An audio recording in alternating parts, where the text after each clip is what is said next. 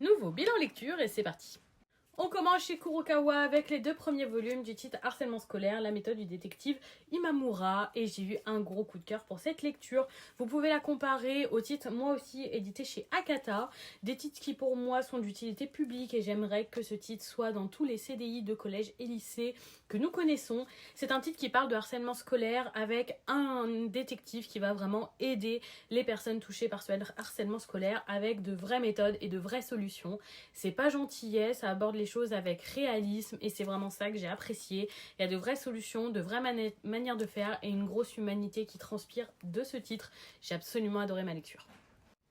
On passe chez K-Books avec le one-shot L'autre mois du miroir qui m'a franchement bien plu. Une histoire vraiment touchante et parfois un petit peu déchirante d'une jeune femme qui va devoir faire des choix difficiles avec une pointe de fantastique. C'était vraiment un très bon one-shot qui se termine parfaitement avec ce tome et qui était très très chouette. On passe chez KBL avec le premier volume de Radio Storm qui m'a beaucoup moins convaincue. Déjà, je suis très très déçue que ce soit tout en noir et blanc alors qu'on a l'habitude d'avoir des webtoons comme ça au format couleur. Et en plus, au-delà de ça, c'est un titre qui pourrait être sympathique même si la romance arrive un peu comme un cheveu sur la soupe. Mais c'est surtout que c'est un titre post-apocalyptique et moi, c'est pas du tout un style de lecture que j'apprécie. Mais si vous aimez le post-apo, au moins, c'est une romance qui change.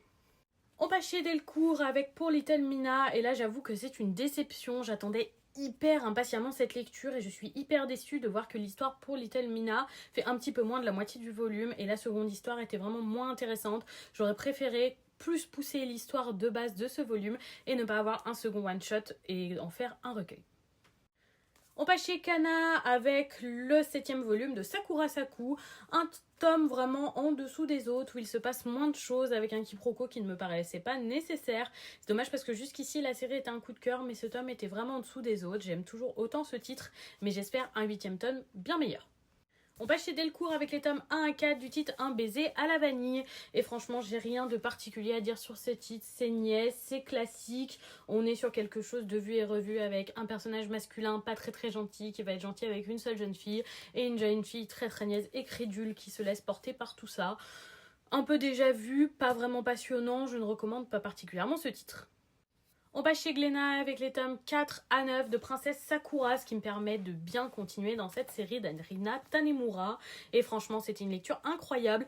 C'est donc une romantaisie, on en a tellement peu au format manga. Et entre romance et fantaisie, ce titre est parfaitement équilibré. Il y a de très beaux affrontements, c'est très bien dessiné. L'histoire est hyper prenante, hyper pertinente dans un univers original.